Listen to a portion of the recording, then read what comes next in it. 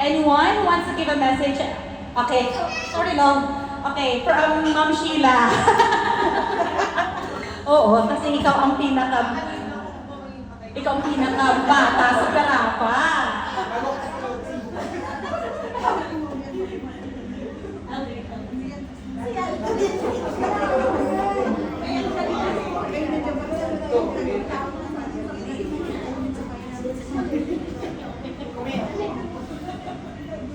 Happy birthday, ate.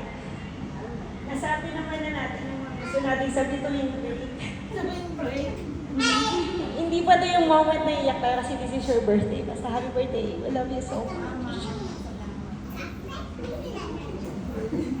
So, yes.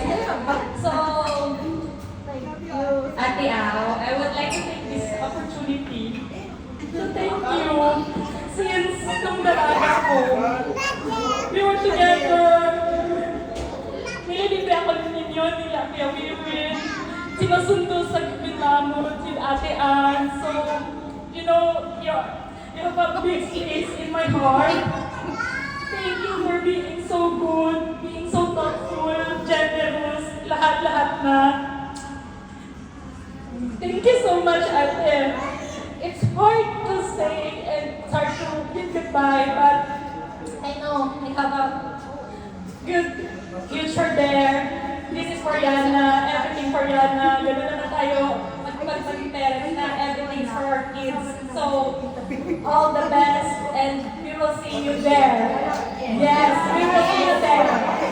Yes. So, happy birthday and all the best Kuya Wiwin, Ate Au, and Yana. Happy birthday. Yes. So, any message? Si Ate, yung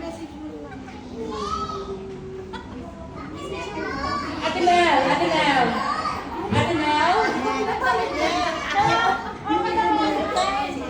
Ate Eden, next ha. Ate Eden, be ready. Ate Liz, binigyan na kita ng time. Mag-prepare. Ate Eden, you will be next ha. Next kayo. Ayaw. You are there. Happy birthday. My dear,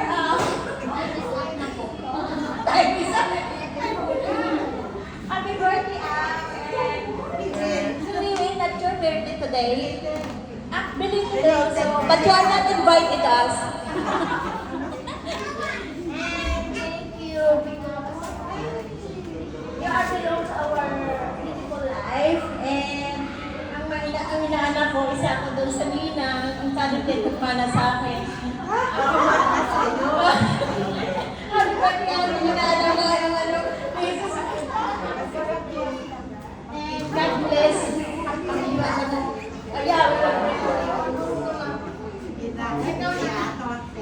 Happy birthday po, tita. Sa 20 years natin sa PCC. Joke lang po.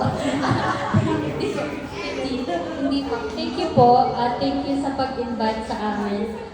Isa ka po mabuting tao.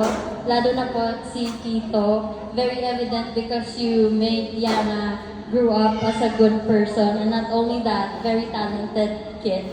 And also, we are very sure that you will be taken care of when you go to US, and always remember that every ending will be an ending, but it will be a beginning, and God will always protect you and guide you.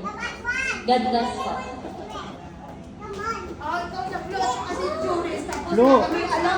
Lo, si Joris. Alam na si Julius.